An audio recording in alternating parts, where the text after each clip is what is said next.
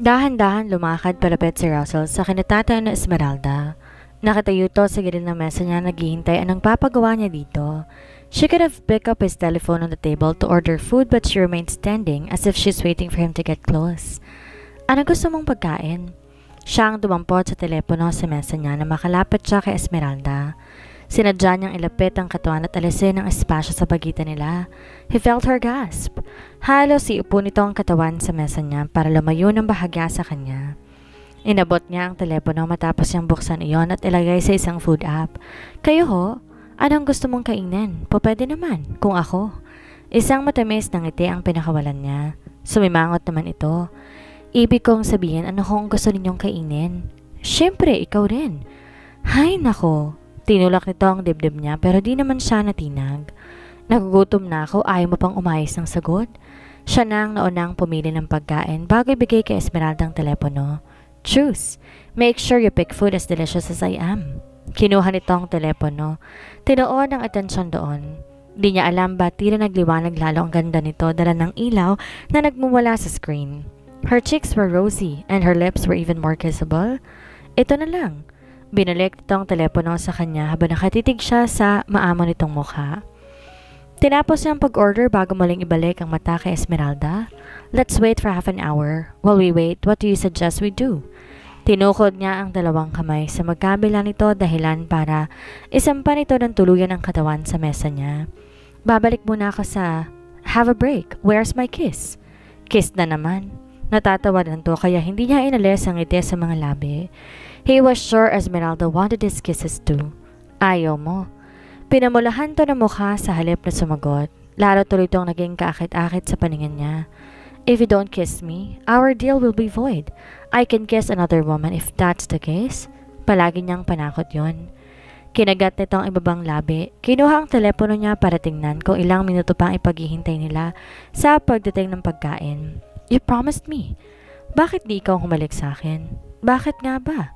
Iba sa pakiramdam niya kapag ito ang humahalik kaysa sa humahalik dito. Pakiramdam niya siya talaga ang gusto nito at hindi ang daddy niya. If I kiss you, you might end up on top of my table. Are you ready for that? Napaka mo. Umirap to na kinatawa niya lang. Napaka what? Wala bang papasok sa opisina mo? I already locked the door. At talagang may bala ka ha? Isang mahinang tawang pinakawalan niya. I am getting impatient, Miss Gomez. I need that kiss before our food arrives. Sigurado ka nakalakang pinto? Hindi kita ipapahamak. Alanganin itong nilapit ang labi sa mga labi niya. Sa halip tugurin ng halik nito, agad ninamnam niya kung paano ito humalik. Kinawit ang isang braso sa leeg niya at diniinan ng pag-angkin sa mga labi niya. Hindi rin siya nakatiis. Agad niya ring tinugon ang halik nito at pinaikot ang braso sa maliit nitong bewang. He pressed his body against hers and his kisses trailed down to her neck until that telephone call interrupted him. Esmeralda also pushed him away like a sleeping princess awakened by a forbidden kiss. The food. Tumaas baba ang dibdib niya sa pagpipigil ng gigil kay Esmeralda. Sinagot niya agad ang telepono bago pa sila puntahan ng empleyado nila. Sa labas na ako kakain? Bumaba ito sa mesa, tsaka tuloy-tuloy ito sa paglabas sa pinto.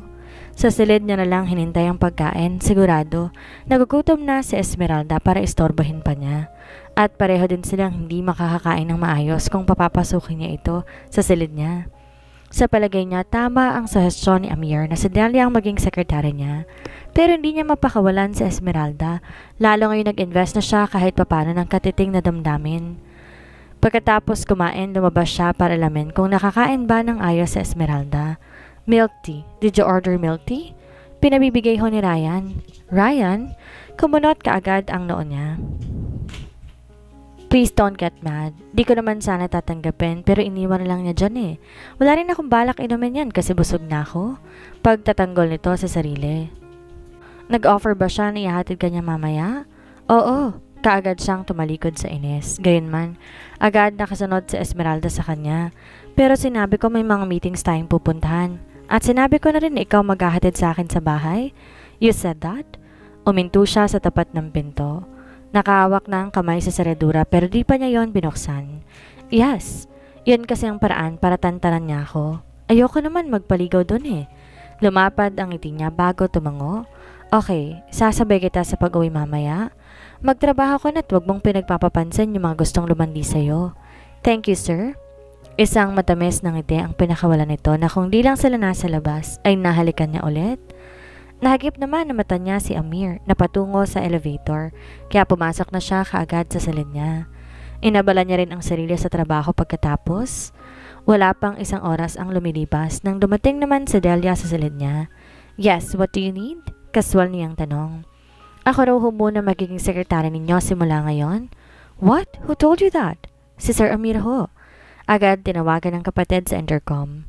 Naratiling nakatayo si Delia sa gitna ng silid kaya pinaupo niya muna to sa Celia. What is Delia doing here?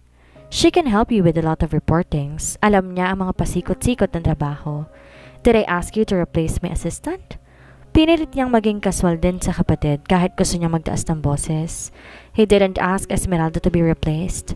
No, but that's what I see is best for you and the company. Nasabi ko na sa HR kung saan pupwesto ang sekretarya mo.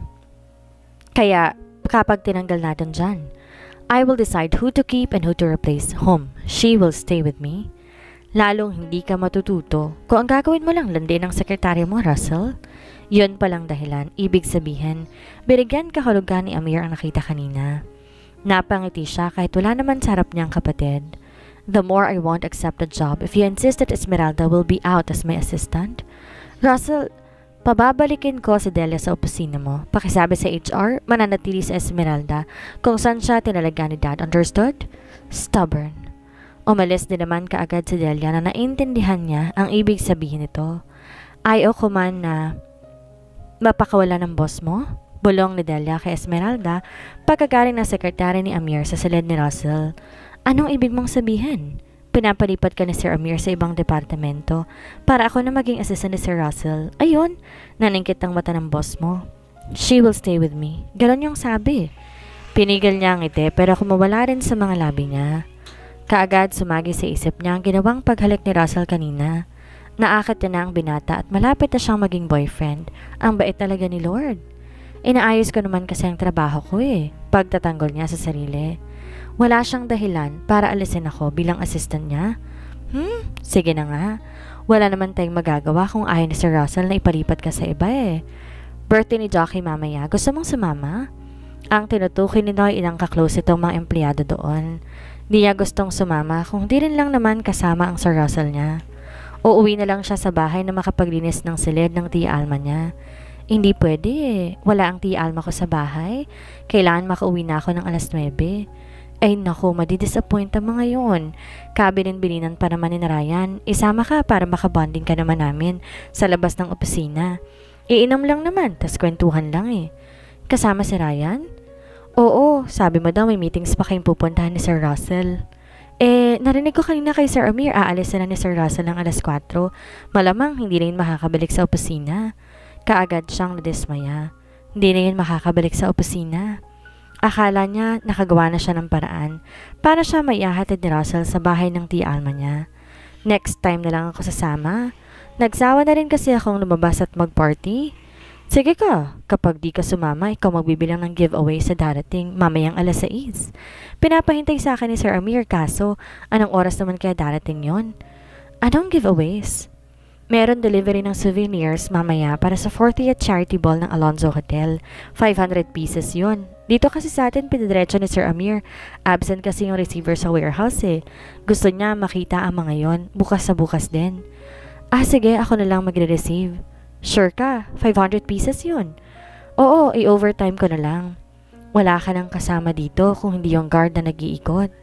Di naman ako natatakot Sige na, ako na lang mag-receive na makasama ka kina Jockey. Ayaw mo talagang sumama. Ayoko talaga Next time na lang kapag nakapagpaalam na ako kay Tia Alma. Baka kasi hindi rin naman ako payagan. Totoo naman kahit papano ang dahilan niya. Kung pipitsugin bar lang din naman, di pa mapayag ang tiyahin niya. Ang kailangan daw niyang puntahan ay yung mga grandiosong okasyon kung saan makakadaupang palad niya ang mayayamang matatanda dito sa Pilipinas. Malapit na nga rin siyang magtapos ng kalehiyo. Naging porsigido pang lalo ang tiyahin niya na i-display siya sa mga mayayaman na para ba siyang girlfriend for sale? Bata ka pa naman kasi. O siya, ibibiring ko na lang sa security na ikaw maiwan dito at maghihintay ng delivery. Igilid mo na lang dyan tapos ibababa na lang sa warehouse bukas. Sure, Ate Del. Enjoy the party. Inabala niya ang sarili sa trabaho dahil umalis nga si Russell ng alas 4 ng hapon. Kasama si Amir at JC na hindi rin magawang magpaalam sa kanya. Suplado talagang amo niya kapag kasamang miyembro ng pamilya. Alas 6 ng gabi, naghihintay na siya ng delivery. Kalahating oras ang lumipas pero wala pa rin dumarating na supplier. Lahat ng empleyado ay nakauwi na. Tinawagan siya ni Delia na alas 7 pa darating ang delivery dahil nasiraan ng truck sa EDSA. Tumawag naman siya sa tiya Alma niya para sabihan ito na gagabihin pa siya ng uwi. Nagulat na nga siya ng sermon ang inabot niya mula sa tiyahin. Sabi ko naman sa iyo, hindi mo na kailangan magtrabaho dyan, Esmeralda. Mag-resign ka nga dyan. 2 weeks na ako dito, Chang. Sayang naman yun. Ano naman, wala ka namang mapapala dyan eh. Pasalamat ka, hindi na ako kinulit ni Mr. Chu kung bakit di ka niya napapunta sa opisina niya.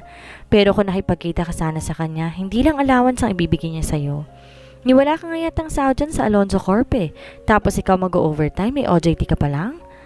Ako naman ho nagpresenta, Chang, pagdadahilan niya. Nag-e-enjoy ho kasi ako sa trabaho ko. Sa ngayon, nag-e-enjoy ka pa. Pero pag inabuso ka na ng employer na yan, puro pagod lang aabutin mo. Hindi na basta sipag ang labanan ngayon, Esmeralda. Lamang ang may diskarte sa buhay. Uwi na ho ako, Tia Alma. Tatapusin ko lang ho ito. May Thanksgiving party tayong pupuntahan sa susunod na linggo. Sigurado naroon ulit si Mr. Chu dahil matalik niyang kaibigan na may-ari. Chang, kailangan mo nang makadaupang parad si Mr. Chu, Esmeralda. Tuloy-tuloy pa rin to sa pagsasalita. Kung babagal-bagal kang pupunta sa ibang babae ang grasya. Titingnan ko ho kung wala ho akong pasok kinabukasan. Sabado ng gabi yon, kaya wala kang idadahilan sa akin. Ayaw mo pa ng suggestion ko, ikaw lang naman ang makikinabang dito. Mabuti na lang dahil ang tiyahin niya na ang nagbaba ng telepono. Hindi na rin niya alam ano pang dahilan na po pwede niyang imbentohin para lang makaiwas sa pambubuyo nito sa kanya kay Mr. Chu. Suma total, alas 8 ng gabi natapos siya sa pagbibilang. Nagulat siya nang biglang bumukas ang elevator habang siya'y abala sa paglalagay ng face powder na nakaharap sa maliit niyang salamin. May nakalimutan ba ito o sadya lamang? Niya binalikan siya. Gusto niya pang kiligin kahit di pa man niya naririnig ang dahilan ni Russell. Pagagalitan ko si Delia bukas kung bakit iniwan ka ditong mag-isa. Wika nitong bumaba ang tingin sa mga labi niya. This is her task, not yours. Okay lang ho, ayoko naman kasing sumama sa kanila. Nagpresenta na lang ako at tapos naman na ho. Kompleto naman ang delivery ng supplier. Bakit ayaw mong kasumama? Ang alam ko kasama din doon si Ryan. Diba sabi mo ikaw maghahatid sa akin? Nagpresenta na nga ako mag-overtime, nagagalit ka pa. I was mad because Delia passed the job to you. That was for her. Trainee ka pa lang dito para iwan mag-isa. Hindi naman kailangan ng masteral degree kung magbibilang ng stocks, no? Doon pa lang ito ngumiti bagamat nanatiling nakatayo sa harap niya. Gusto yata makipagkwentuhan ng matagal. In fairness, nakakaramdam siya ng pagkalam na sikmura. Palagi kang may katwiran. Tama naman ang katwiran ko, di ba? Let's go then. Ihahatid niyo ho talaga ako? Namilog ang mata niya na kaagad ding binawi. Kailangan lagi siyang maganda sa mga mata ni Russell. Yes, but we will have dinner first. Agad rumihistro sa balintataw niya ang nagagalit na tiyahin. Tiyak kanina pa siya hinihintay pero bahala na. Di niya palalagpasin ang pagkakataon na makasama niya si Russell sa isang dinner. Saan tayo kakain? Let's have steak and wine? Malapit lang yun dito but first you have to come to my room. May iuutos pa ho ba kayo? Tumayo siya at sumunod kay Russell dahil tumalikod na tong naglakad patungo sa opisina. Pagpasok nila sa silid, ini-on naman itong ilaw, pero dim light lang ang sumindi na para silang nasa bar, iinom ng alak. Anong gagawin natin dito? Hinila nito ang kamay niya para pasandalin sa mesa nito, bago to tumayo sa harap niya na halos wala ng espasyo. Nakainom ba to ng alak? Halos nasa mukha niya ng labi nito na lumalasing yata sa sistema niya. I am still mad. Ayoko ng empleyadong ipinapasang trabaho sa iba lalo na sa baguhang tulad mo. How would you able to go home if I didn't arrive? May taxi naman ho siguro. Mahina niyang sagot dahil bigla siyang kinabahan. Hindi ka ba sa takot? Mas naroon ang excitement na hindi maipaliwanag? It's dangerous for a woman like you to ride a taxi at night. di kasalanan mo. Ang sabi mo kasi ihahatid mo ko. Tila paninisin niya kay Russell nang tinaas niya ang noo para salubungin ang mga mata nito. So it's my fault now, huh? Ikaw kayang bigyan ng suspension. You are being unreasonable if you're going to suspend me just because of that. Hindi pa ba tayo aalis? Nagugutom na ako. Hindi pa nga nawawala ang init ng ulo ko eh. Anong gagawin natin dito kung hihintayin nating lumamig yung ulo mo? What do you think? Ngumisi ito na tila ba may kapilyohan na naiisip. Nagugutom na nga ako eh. Inayos niya ang kwelyo nito para libangin ang sarili. Para naman kasing gusto niyang matutaw sa mga titig nito. Perhaps I need that kiss that you promised. Ang kamay na nasa kwelyo nito kanina, ikinawat niya sa leeg nito, tsaka inabot ang naghihintay nitong mga labi. Mabilis naman at mapusok ang naging pagtugon nito, na halos sigupin niya ang hangin sa katawan niya. Wait, pinigilan niya ang kamay nito na pumisil sa hita niya. Saka balak pang pumailalim sa palda niya. Have you tasted pleasure? Bulong nitong kumiliti sa pagkatao niya. Marahan siyang umiling kasabay na mas mabilis na takbo ng dibdib niya. Alisin mo yung kamay mo at umalis na tayo. Nahanap na ako ni Tia Alma. Nasa mabuti na lang nakapagpigil pa siya sa kapusukan niya. Isang mabigat na buntong hininga ang pinakawalan lamang ito bago siya binitawan. Aalis na ba tayo? Tanong ni Esmeralda sa kanya. Matapos itong ilagay ang makeup kit sa bag, marahan siyang tumango habang napasulyap sa mapula nitong mga labi. Kanina'y wala ng lipstick na yon dahil sa mga halik niya. Yes, magpapaalam na ako sa auntie mo na gagabihin ka nang hindi ka nag-aalala. Oo, at nagsabi ako kay Tia Alma at okay lang naman daw. Basta kumain na ako ng hapunan bago umuwi. Good, let's go. Pinauna niya tong maglakad hanggang sa elevator. Di niya magawang hawakan ang kamay nito habang naglalakad sila dahil pakiramdam niya may mga matang nakamasid sa kanilang dalawa. Kanina pa nangungulit si Amir sa kanya na si Delia na lamang ang gawin niyang assistant imbes na si Esmeralda. Kailangan niyang maparindigan na hindi niya lalandiin lang ang sekretara niya habang nasa training period siya bilang COO. But then, he can't help but to have a taste of her kisses once in a while. Kung di lang matatag kaninang paninindigan nito na iga niya na sa mesa, he is struggling to resist the temptation when Esmeralda constantly smiles that seems flirting. Konting-konti na lang talaga ang pagpipigil niya. Tila siya bata na habang pinagsasabihan lalong nanggigigil na tikman ang bawal. Yun nga lang, baka pikutin siya ni Esmeralda nang wala sa oras kung nakawala ang pagtitimpi niya. Nasa parking lot na sila at pabukas na siya ng pinto ng kotse nang tumunog ang telepono niya. Si Vanessa ang nasa kabilang linya na hindi tumitigil na kulitin siya sa date. Nangako siyang lalabas sila minsan pero wala sa loob niya ang tuparin yon. Ginawa lang niyang pampalipas oras si Vanessa kapag ganitong naboboard siya sa opisina. Yes, Vanessa, I'm on a meeting.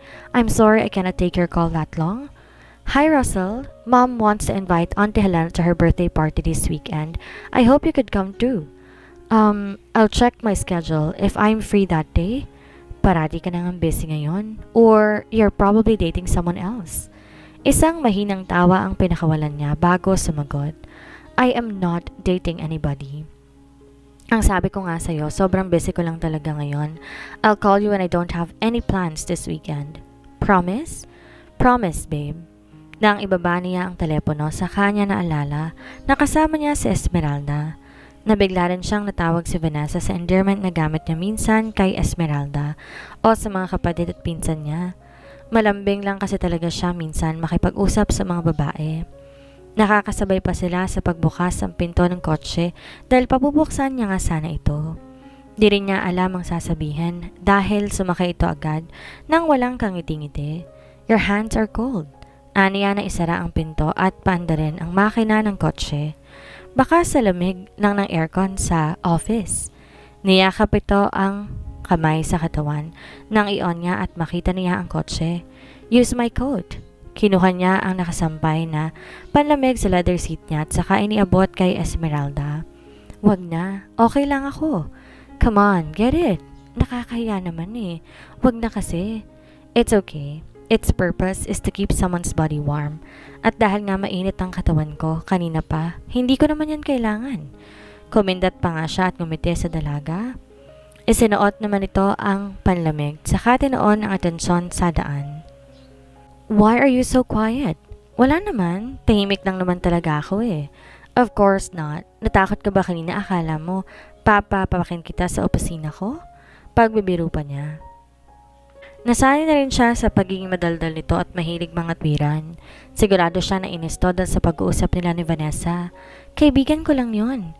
Bakit hindi niya isinama mo ngayon? Because I'd rather go out with you. Why? You don't want me as your date? Date ba to? Ano naman sa tingin mo? At bakit parang di ka masaya? I thought you liked me.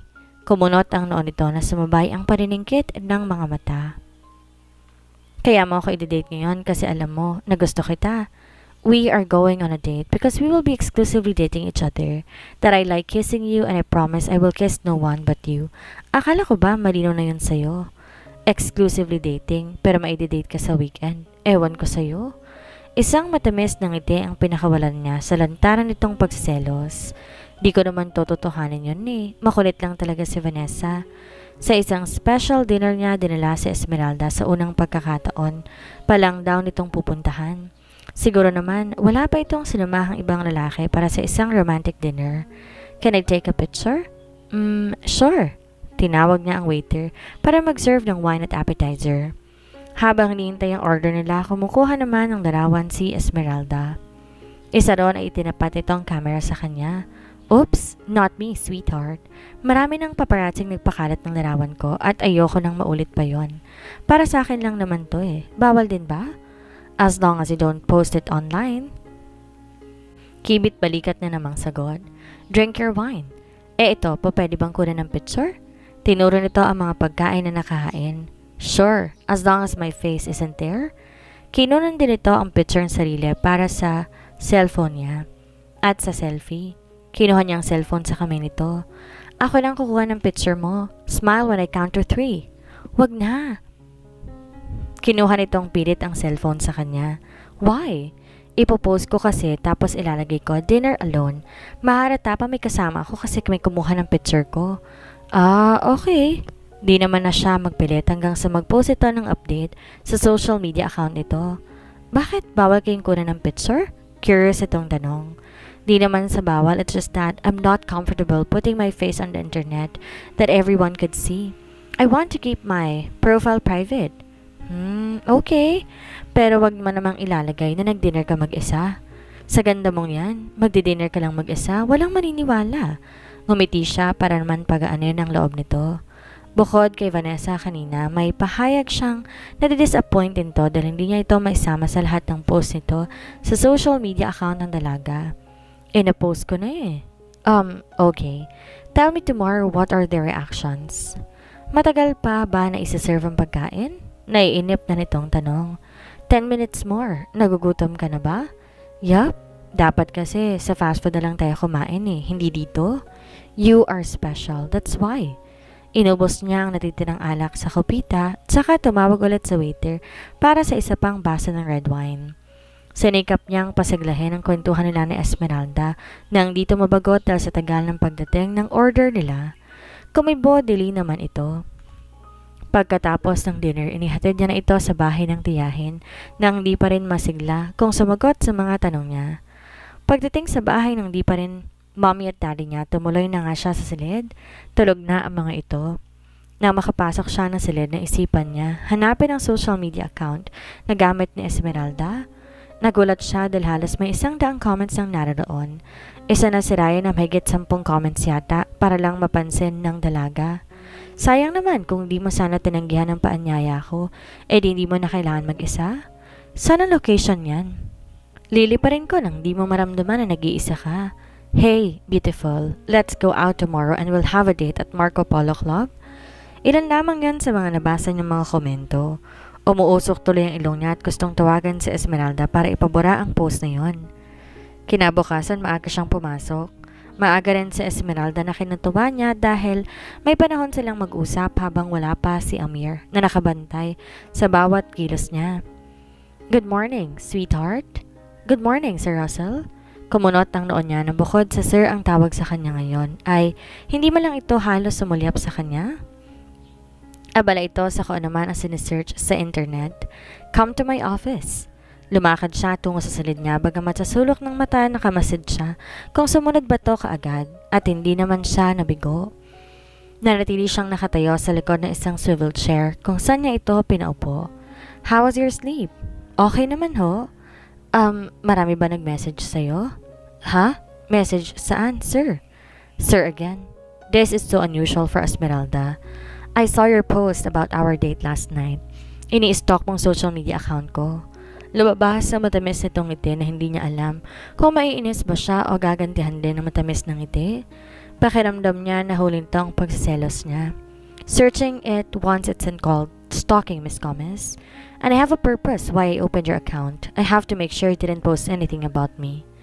Don't worry, hindi naman kita ipopost. Can you take down even your picture having dinner alone as I posted it on our wall? Pati ba yun bawal? No, hindi naman bawal. Maingat niyang sagot dahil nagsisimula na naman tong mainis. Ngumiti na nga ito kanina. Kaya nga tinatanong kita kung pwede. It is still up to you if you want to take it down or not. Eh bakit mo pa ipapatanggal? Because a lot of men are asking you out and I don't like it. Eh hindi ko naman sila nireplyan na. Natutuwa lang ko sa restaurant kaya pinitsuran ko and besides, it was a reminder of our first date. Wala ka sa picture. Importante pa rin yun sa akin. Tila bumigat ang dibdib niya sa pangangatwiran ni Esmeralda. Pakiramdam niya wala siyang kwentang lalaki na hindi niya kayang panindigan kung anumang damdaman niya sa dalaga but his life is complicated. Especially now that his family is watching him every second.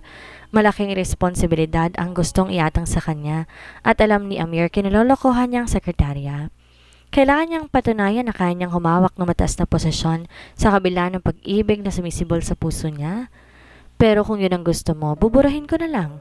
Nagsalita si Esmeralda, hindi pa man siya humingi ng pasensya. No. As I've said earlier, it's up to you if you want to take it down or not. Aalisin ko sa isang kondisyon. On what condition, Miss Gomez? Aminin mong nagsiselos ka kaya mo gustong ipatanggal. Would it make you feel satisfied if I admit that I was jealous? Siguro. Come here. Inabot niya ang kamay nito at nilapit ang katawan sa isa't isa.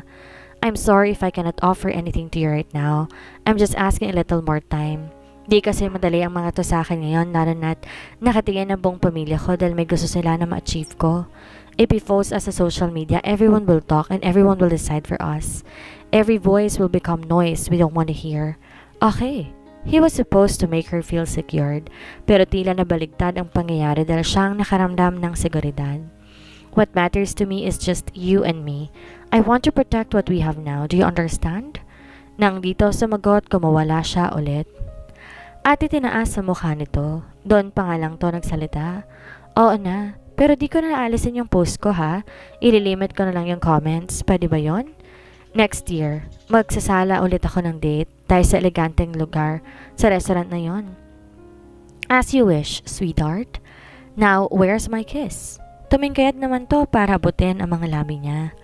At dahil ang aga-aga niya nasa isip ni Esmeralda, hindi na lang muling umaabot ang imahinasyon niya. Can I touch you down there? Now? Bulong niya matapos ang pagkilik dito. Hindi pa rin. Mas nilayon ni Esmeralda ang katawan ay pinagpapasalamat niya. Nahagip na mata niya ang orasan kaya sigurado parating na si Amir dahil may lakad sila. Isang malalim na buntong hininga lang pinakawalan niya habang pinupuksa ang pag-iinit ng katawan. Ang mahalaga masaya siya dahil nagkakaunawa na sila ni Esmeralda.